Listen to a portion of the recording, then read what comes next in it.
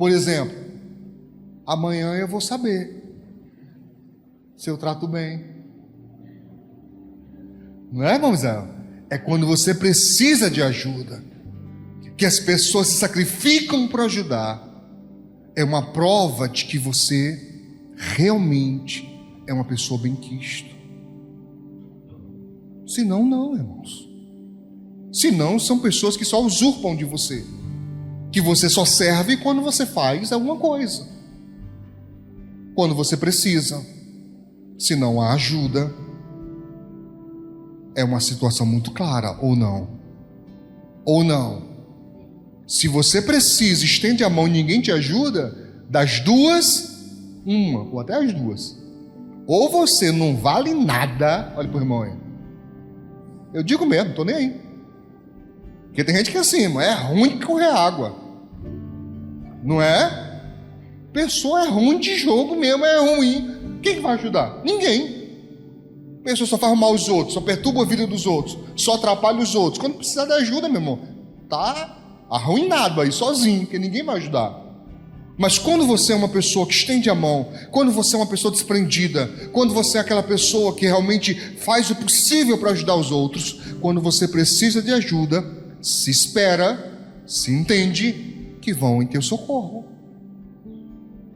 Nós aqui na igreja acreditamos que há uma lei espiritual para isso.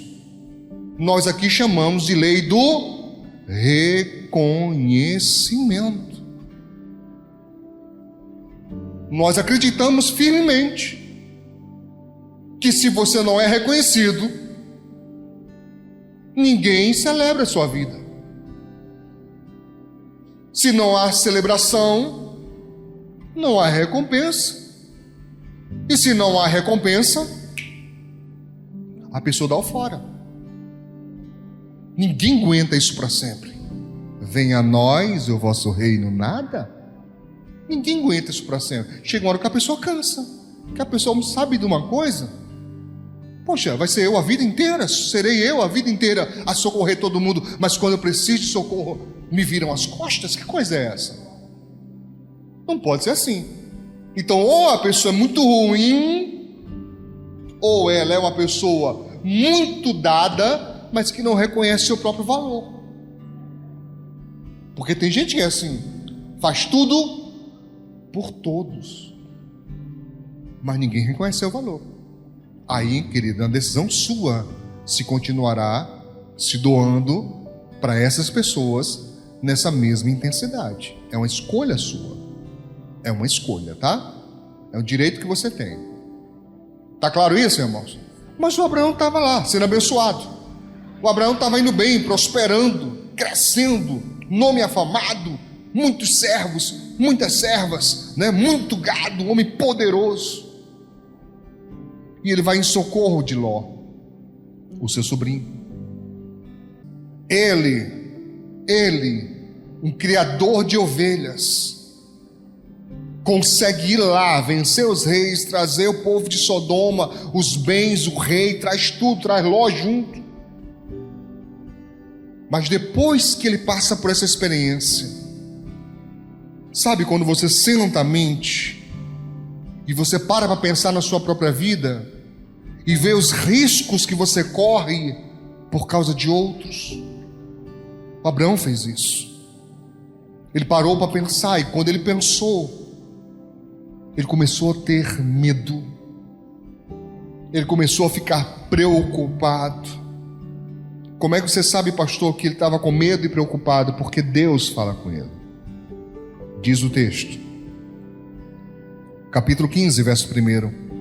Depois dessas coisas veio a palavra do Senhor a Abraão em visão, dizendo: não temas, ou não tenha medo. Se Deus está dizendo para ele não ter, é porque ele tinha. Ele estava com medo. E por que ele estava com medo? Porque se meteu em questões alheias. Ele não tinha nada a ver com Ló ser preso. Se Ló tivesse, né, ao lado de Abraão, como era para estar, não estaria preso. Não é assim que acontece na vida de muita gente? Vai se meter em confusão porque não está em casa, porque não está perto daqueles que falam de Deus, porque não está perto daqueles que levam em oração, que semeiam a palavra, só se mete em questões, né, de gente perturbada. Aí depois não sabe porque a vida é um desastre. Depois não sabe que a vida está mal. Está mal porque você, ao invés de estar com as pessoas de Deus, está lá enfurnado com pessoas, sabe, que só tem inveja da sua vida. E não se engane não, irmãos.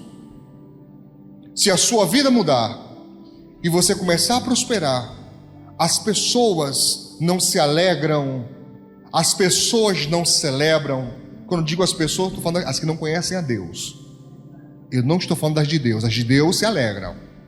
As de Deus não tem no coração, certo, a inveja, não tem no coração, certo, o mal escondido, porque o outro está prosperando. Não, se alegra, glória a Deus. Poxa, fulano tinha uma bicicletinha Monarch e agora está numa moto. A pessoa se alegra, poxa, glória a Deus, fulano, né, melhorou de vida. Aí a pessoa estava morando, e isso não é um demérito, é só um exemplo, por favor entenda, entende? Eu estou falando de crescimento. A pessoa morava nos fundos da casa de um pai, de uma mãe, sei lá de quem, e agora está na sua própria casa. Pô, glória a Deus por isso. Amém? A pessoa andava de a pé, compra um transporte, e por aí vai.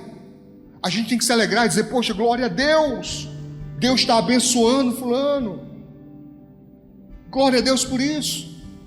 Mas nem todo mundo se alegra, irmãos. Pelo contrário, você vai ouvir piadas. Nós, eu, minha família, nós temos ouvido piadas, irmão. Coisa que eu nunca nem imaginei de ouvir.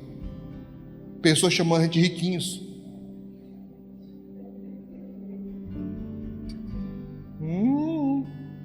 Tá podendo. Eu já ouvi coisas como está em outro patamar. Só lembrei do Bruno Henrique, ó, do futebol, né? Está em outro patamar. E às vezes eu sinto, sabe, aquela brincadeira ácida, que não é uma alegria, não é um prazer, mas é, sabe, um quesinho de inveja. E nem precisa, irmãos, o caminho é o mesmo para todos. Você sabia que é o mesmo? O caminho é o mesmo para todos. A diferença é são as suas experiências nesse caminho. Você passou de ano? Ou você foi reprovado? Você passou de ano? Ou você continua repetente na mesma prova, nunca passa, sempre cai na mesma coisa, É a sua experiência, querido. Mas o que Deus quer é te fazer feliz. O que Deus quer é abençoar a sua vida. O que Deus mais quer é você. Se você descobrir isso um dia, o quanto Deus te quer, no dia que você descobrir o quanto Deus te quer e o quanto Ele foi disposto a ir para ter você consigo, você nunca, jamais colocaria ninguém no lugar dele. Ninguém.